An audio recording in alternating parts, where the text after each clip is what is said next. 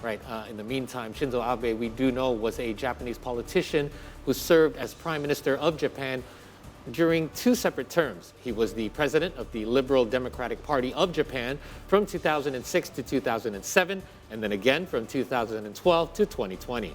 Abe was the longest-serving prime minister in Japan history. Now let's take a look at his biography and legacy.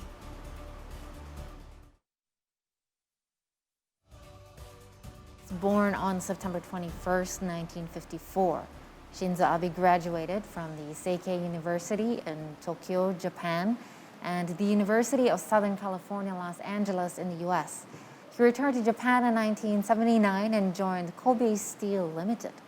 He then became active in the Liberal Democratic Party, or LDP, and in 1982 began working as secretary to his father, Abe Shintaro, who was Japan's foreign minister. He was a Japanese politician who served as Prime Minister of Japan and President of the Liberal Democratic Party from 2006 to 2007, and again from 2012 to 2020. The 67-year-old was the longest-serving Prime Minister in Japanese history. Abe also served as Chief Cabinet Secretary from 2005 to 2006 under Junichiro Koizumi and was briefly leader of the opposition in 2012. He was appointed Chief Cabinet Secretary by Prime Minister Junichiro Koizumi in September 2005 before replacing him as Prime Minister and LDP President in September 2006. Abe resigned as Prime Minister just after 1 year in office due to medical complications from ulcerative colitis shortly after his party lost that year's House of Councillors elections. He was replaced by Yasuo Fukuda, who became the first in a series of 5 prime ministers, who each failed to retain office for more than 16 months.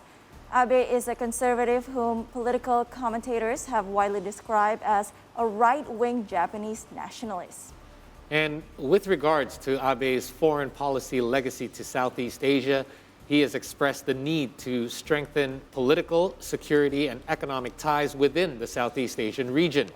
Abe has added more allies to the nation in its international campaign to counter a North Korean nuclear threat. And so far, Abe had successfully visited the Philippines and Indonesia, and although China is not within the Southeast Asian region, Japan also sought its support. Abe has generally taken a hardline stance with respect to North Korea, especially regarding the North Korean abductions of Japanese citizens. Abe has publicly recognized the need for improved relations with the People's Republic of China and, along with Foreign Minister Taro Aso, sought an eventual summit meeting with former Chinese paramount leader Hu Jintao. Abe has also said that China-Japan relations should not continue to be based on emotions. Along with that, Abe is respected among politicians in Taiwan who are part of the Pan-Green Coalition seeking Taiwanese independence. Chen Shui-pan welcomed Abe's ministership. To India, in his 2 terms as the Prime Minister of Japan, sought to upgrade strategic Japan-India relations. And under his economic policy, also known as the Abenomics, the second Abe cabinet revived the Council on Economic and Fiscal Policy, or CEFP, which had played a key role in formulating economic policy during Koizumi cabinet, but had been abandoned by the 2009 to 12 DPJ administrations. Abe declared in his January 2013 policy speech that economic revival and escaping deflation were the greatest and urgent issue facing Japan.